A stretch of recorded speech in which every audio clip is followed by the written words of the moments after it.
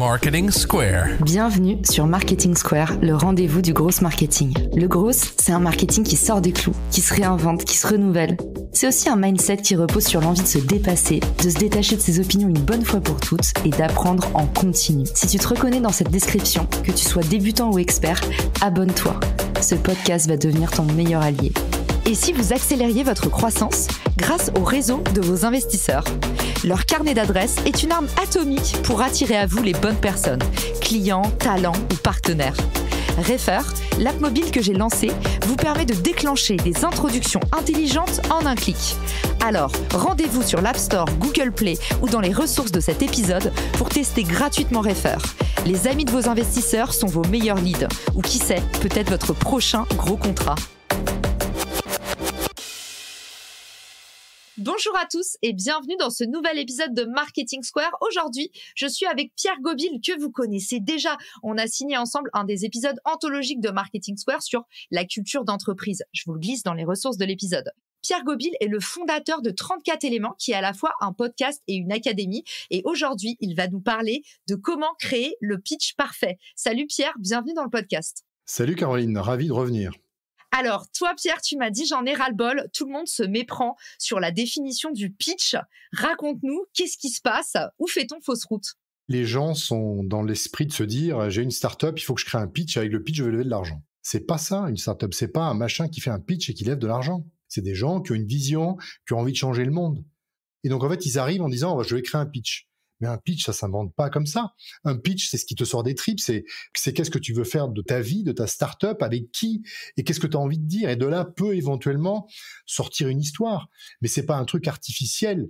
Après, l'autre truc qui m'énerve, c'est que on en fait un acte théâtral. Tu vois, c'est je vais aller devant un investisseur, je vais bien respirer, je vais bien le regarder dans les yeux, et je vais lui raconter mon truc, et il va adorer, et il va me donner de l'argent.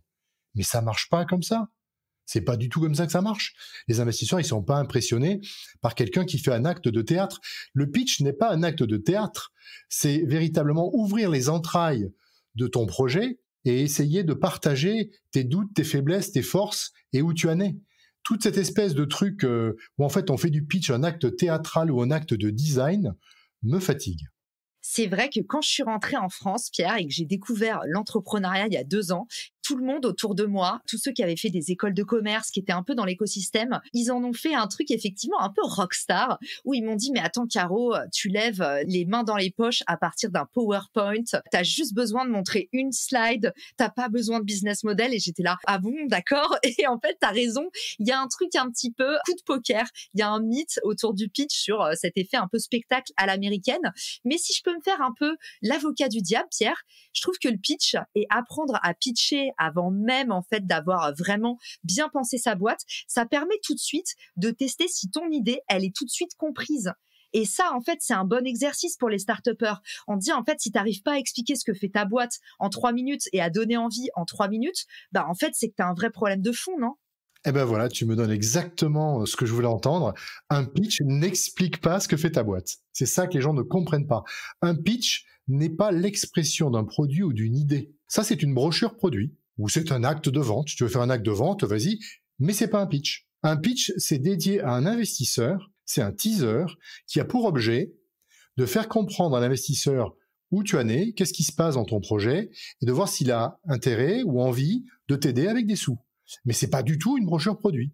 Et c'est toute la confusion. Tous les pitchs que je vois, moi, aujourd'hui, c'est alors, mon produit, il fait ça, slide numéro 1, et mon produit, il fait ça, slide numéro 2. Et quand tu arrives au 17e slide, t'as envie de leur dire, mais attends, je suis fatigué, là, tu aurais dû me faire une démo. Et puis, c'est pas ça que je veux entendre. Les gens ne comprennent pas ce que c'est qu'un pitch, fondamentalement. Et donc, on a que des brochures produits. Tu l'as bien exprimé, malheureusement, pour toi. Elle est bien tombée dans le panneau. Et ben voilà, j'ai fait un acte kamikaze et résultat. Et je suis pas venue pour souffrir, Pierre. Mais pour le coup, quand on regarde, tu vois, là, j'étais au Web Summit et je regardais les concours de pitch. Ça m'a fascinée. Et il y avait un peu ce template où je voyais que tout le monde, en fait, suivait le même schéma. C'était 5 slides.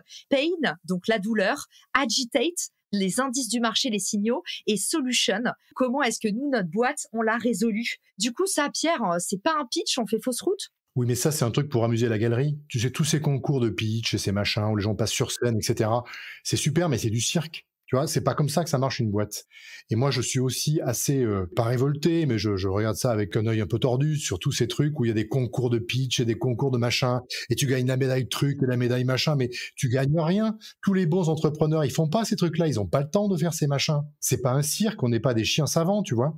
Donc pour moi, un pitch, ce n'est pas ça. C'est pas non plus l'histoire, tu sais, il faut créer une histoire. Alors quand j'étais jeune, j'ai perdu un bras et tout d'un coup je me suis aperçu que j'avais envie de faire des bras. Mais ça, c'est pas ça un pitch. Un pitch, c'est un teaser qui a pour objet de faire en sorte que l'investisseur se dise j'ai pas tout compris mais j'ai plein de questions, ça m'intéresse. Donc tu n'expliques rien. Tu n'es pas en capacité en 3 minutes d'expliquer ta boîte, sinon ta boîte elle fait pas grand-chose de très compliqué. Donc, c'est même pas la peine d'essayer. Donc, qu'est-ce qu'il faut arriver à démontrer?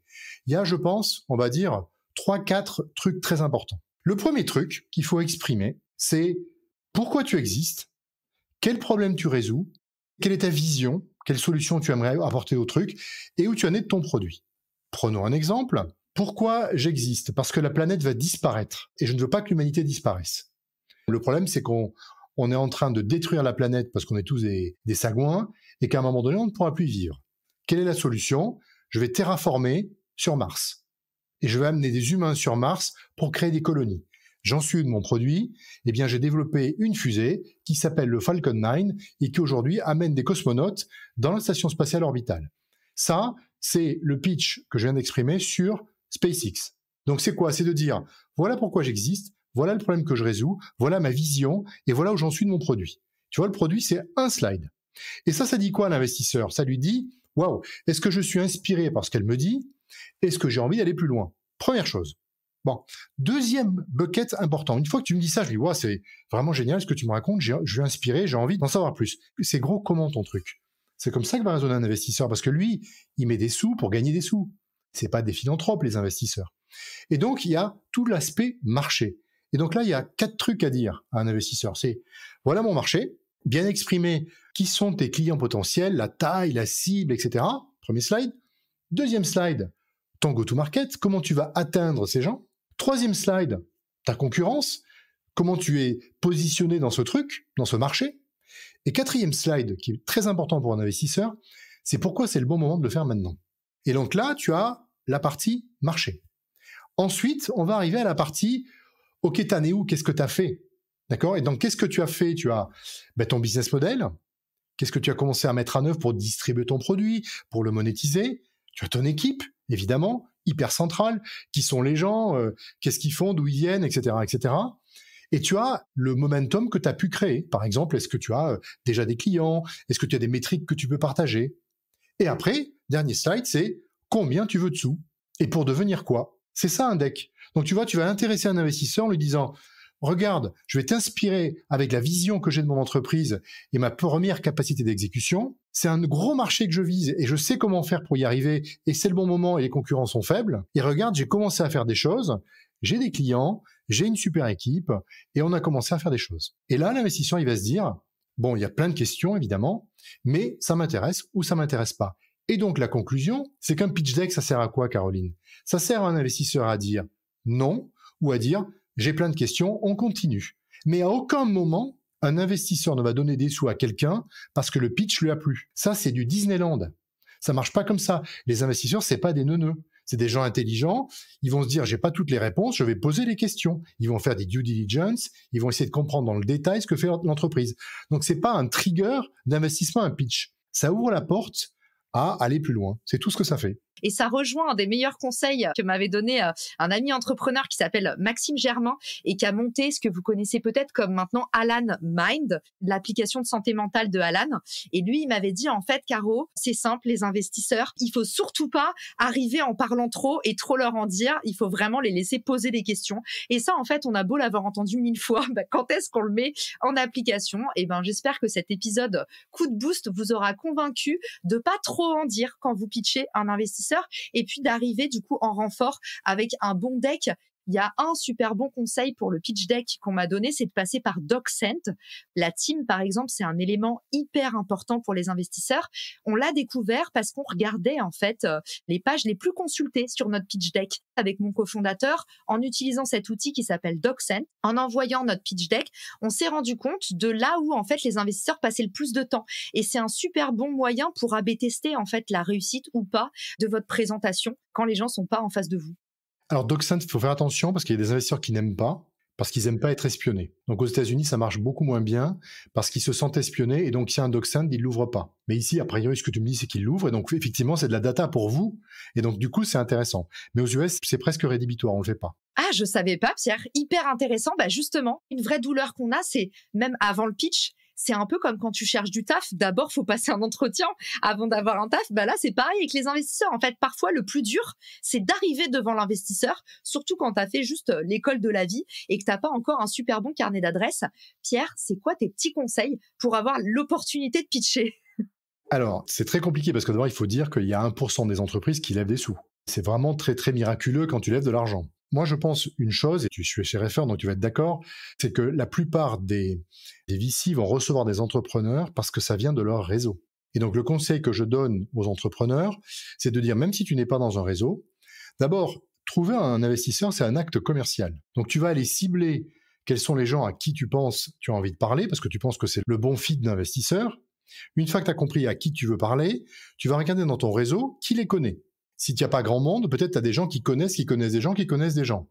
Et tu vas leur dire, voilà, j'aimerais bien parler à telle personne, est-ce que tu pourrais m'aider? Ça, c'est la meilleure recommandation possible. Parce qu'un investisseur, à partir du moment où il y a une recommandation de quelqu'un qu'il connaît, il va être beaucoup plus conciliant que si c'est un truc qui arrive de quelqu'un que tu connais pas. Donc, c'est une des méthodes utiles pour le faire.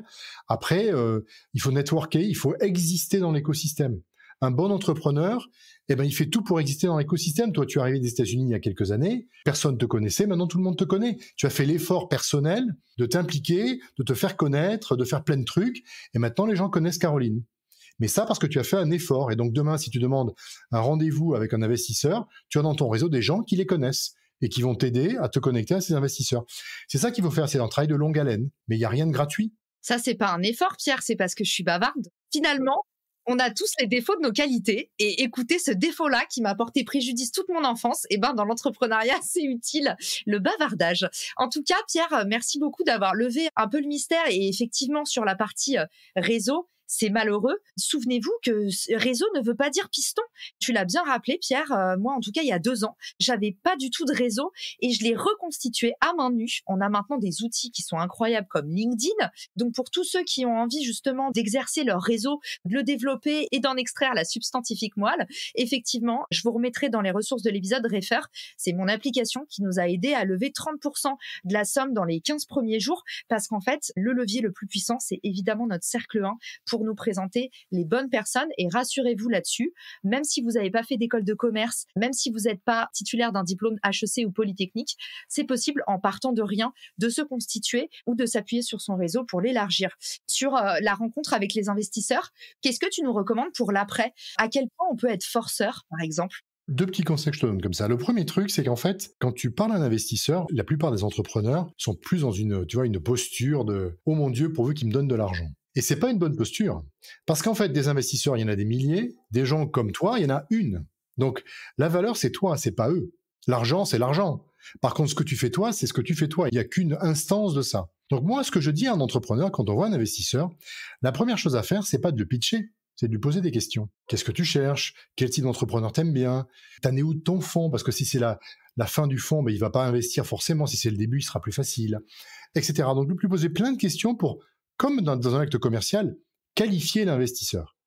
Parce que ça va être une relation que tu vas avoir avec cette personne pendant assez longtemps. Donc, c'est un peu un mariage. Donc, il faut s'entendre avec les gens. Donc, déjà, qualifier l'investisseur. Et s'il n'y a pas de fit, vous levez, vous partez, vous faites pas le pitch.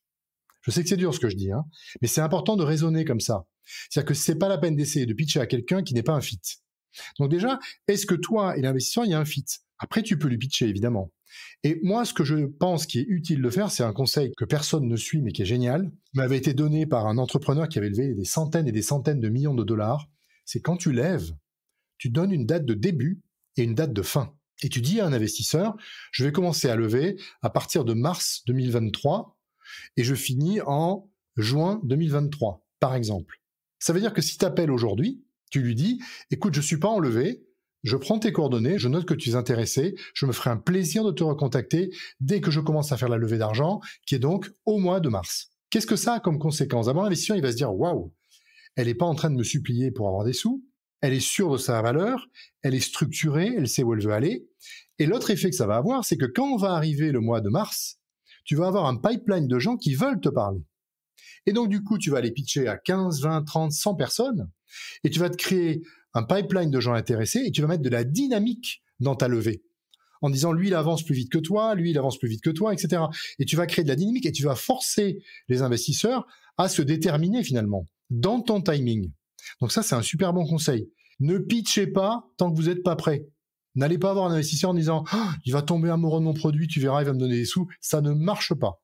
Pitchez quand vous êtes prêt. C'est un super bon conseil aussi, Pierre, parce qu'on a tendance à faire l'analogie entre la levée de fonds et vendre à des clients. Et typiquement, là, ce que tu me dis, c'est très différent de l'expérience du sales, où la règle d'or, c'est vraiment battre le fer tant qu'il est chaud. Et en fait, ton client, quand il arrive dans le pipe et qu'il est chaud, surtout, tu lui dis pas rendez-vous dans 4 mois à le mettre sur une waitlist parce que sinon, il va craquer pour quelqu'un d'autre. Et tu nous dis, en fait, là, l'exercice de la levée de fonds, on n'est pas sur un acheteur lambda, on est sur de la vente complexe, t'es irremplaçable. Donc, il faut que tu crois en ta valeur et que tu fasses limite de l'anti-vente pour pouvoir mieux closer ton investisseur. Mais surtout, c'est un fusil à un coup. C'est-à-dire que si l'investisseur, tu ne le convaincs pas, il reviendra jamais. Il va te dire qu'il ne va pas te dire non parce que les investisseurs ne savent pas dire non. Il te dira, je ne suis pas convaincu par ton go-to-market, par ton machin. Il va laisser la porte ouverte parce que c'est leur métier. Mais en fait, il ne reviendra pas. Tu as la chance de faire une bonne impression une fois. Moi, ce que je dis, si c'est ça, la réalité et c'est la réalité, soyez hyper prêts. Ayez votre meilleure équipe, votre meilleur pitch, votre meilleur exec summary, votre meilleur data room possible pour être le plus impressionnant possible pendant les 20 minutes pendant lesquelles il va falloir impressionner l'investisseur. Donc c'est ça que je dis. Et si tu loupes ça, cet aspect-là, il n'y aura plus jamais de communication avec l'investisseur. Il t'aura mis de côté et il ne reviendra pas, sauf si tu es un outlier et le truc il cartonne un jour, il dira non, tu vois, j'avais pas fermé la porte, je reviens. Mais c'est très improbable. C'est intéressant ce que tu dis parce que ça casse le mythe qu'on entend beaucoup sur, tu sais, un petit peu comme les maisons d'édition ou les labels de disques. Du genre, vous voyez, ils m'ont fermé la porte et justement, maintenant, ils reviennent. Et en fait, on entend beaucoup ça dans l'entrepreneuriat, du genre, j'ai galéré à lever 100 000 euros et en fait, 3 ans plus tard, regardez, j'ai levé 100 millions. Oui, mais pas avec la même boîte, pas avec le même discours, pas avec la même expérience, pas avec la même équipe, tu vois. Donc oui, ils ont appris. C'est-à-dire qu'on apprend de nos échecs. Quand tu as appris de tes échecs, évidemment, tu deviens bien meilleur et probablement tu peux lever 100 millions, quoique. Mais donc, oui, bien sûr, mais pas avec la même chose. D'accord. Donc toi, autour de toi, et même quand tu étais investisseur, Pierre, c'est très, très rare, voire c'est jamais arrivé, que tu dises, en fait, cet entrepreneur, je crois pas en ses qualités et qu'au final, tu te dises, vas-y, je mets un petit ticket, genre 1 an ou 2 ans plus tard ou sur un autre projet. C'est jamais arrivé. D'abord, j'ai pas l'outrecuidance de dire je crois pas, je juge pas les gens. Ce que je dis, je suis pas convaincu. D'accord? Ça veut dire que j'ai probablement tort. Déjà, c'est comme ça que raisonne un investisseur. Mais après, tu reviens pas, c'est que le truc, il est passé. Si moi, je suis dans du pré-seed, qu'il vient me voir 2 ans après, lui, il va être dans le seed. Et c'est pas mon domaine. Ma chance est passée, donc je peux pas le faire. Donc, tu vois, c'est assez rare. Alors, ça peut arriver sur des marchés qui sont un peu plus contraints. Il y a moins de deal flow, mais tu vois, dans un marché comme le marché français, il y a, je pense, suffisamment de deal flow pour que quand il y en a un qui est passé à la trappe, ils reviennent pas. Donc, c'est un fusil à un coup. Donc, ça veut dire qu'il faut être extrêmement bien préparé pour se donner toutes les chances de convaincre un investisseur. Et si on ne le fait pas et si on se dit « je vais aller pitcher avec mon truc un peu pourri, puis on verra bien qu'est-ce qu'il me dit si ça va pas », tu te fermes la porte. Sur les biais que j'ai observés chez les investisseurs, pour les observer là depuis ces 4 derniers mois, et sur lesquels j'aimerais bien ton avis, Pierre, on l'a un petit peu abordé, mais sous un autre angle, le sentiment d'être le premier. En fait, il y a beaucoup d'investisseurs qui veulent être sûrs, en fait, ils sont dans les premiers. Et j'ai l'impression que c'est vraiment un truc qui est important pour eux. Et le deuxième, c'est la preuve sociale. On a l'impression que c'est un peu le Bill Gates d'auteur phénomène. C'est qu'en fait, tous les investisseurs, une des premières questions, c'est « Ok, il y a qui dans la bande ?» Qu'est-ce que tu en penses, Pierre? À quel point est-ce que c'est important ou pas dans ce que tu vois sur les tests d'investissement? 1, à quel point on est le premier à investir? Et 2, qui fait déjà partie de l'aventure? Cette définition que tu viens de donner, c'est pour les mauvais investisseurs. Très simplement. C'est-à-dire qu'aujourd'hui, un bon investisseur, il est capable de dire « je veux le deal ». Si on me force dans le deal et que je l'ai pas, je l'ai pas. C'est la vie. Et donc, être le premier n'est pas forcément un critère. Le critère du bon investisseur, c'est le bon deal, tu vois. Est-ce que j'ai le bon deal? La bande qu'il y a autour, généralement, c'est des gens qui sont pas très sûrs d'eux et qui veulent ce qu'on appelle un lead investor, quelqu'un qui soit un peu le garant que finalement, ce qu'il pense de l'entrepreneur est bon. Donc, c'est des suiveurs. Alors, il en faut, hein, parce que tout le monde ne peut pas être lead. Mais si tu veux, à ce moment-là, tu fais pas la due diligence, tu t'appuies sur les documents de l'autre, etc., etc. Donc, c'est pas un investisseur, c'est quelqu'un qui suit et qui met au pot de quelqu'un qui a fait le travail. Voilà. Mais le vrai investisseur, c'est celui qui a fait le travail. Donc, si tu veux, un vrai investisseur, il fait le travail et il s'en fout d'être premier. Et si la bande vient, c'est parce qu'il est là. Et d'ailleurs, la bande, c'est lui qui va la faire venir. Il va pas accepter la bande des autres. Il va dire, bon, maintenant que je suis lead, laisse-moi faire, j'ai 2-3 personnes que je connais, que je vais faire rentrer dans le tour. Parce qu'il veut travailler en connaissance de cause avec des gens qu'il connaît.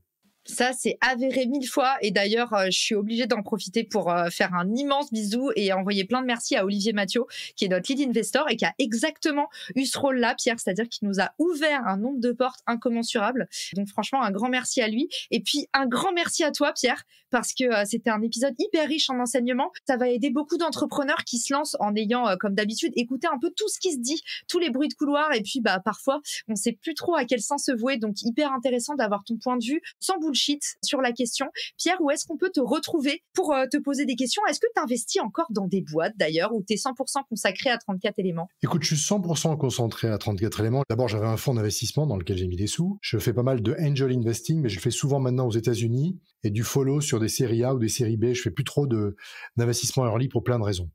Donc la réponse est je fais plus. Et où est-ce qu'on peut me trouver? Ça, c'est beaucoup plus facile. C'est pierre@34éléments.com. Trop bien. Merci Pierre d'être venu nous voir dans le podcast. Et puis pour tous ceux qui veulent apprendre comment est-ce qu'on peut faire sa start-up ou lever des fonds, évidemment, il y a ton académie que j'ai moi-même faite et que j'ai adorée. Mon cofondateur l'a fait aussi. Et puis d'autres invités du podcast, même que vous connaissez, comme Lucas Nanini, qui était venu nous parler justement du Product Market Fit. Donc, il a été à bonne école. Merci Pierre d'avoir été avec nous. Merci à tous pour votre écoute et je vous dis à très vite dans un nouvel épisode. Ciao! Si cet épisode te plaît, tu peux le partager en me taguant ou lui laisser 5 étoiles sur Apple Podcast. Marketing Square.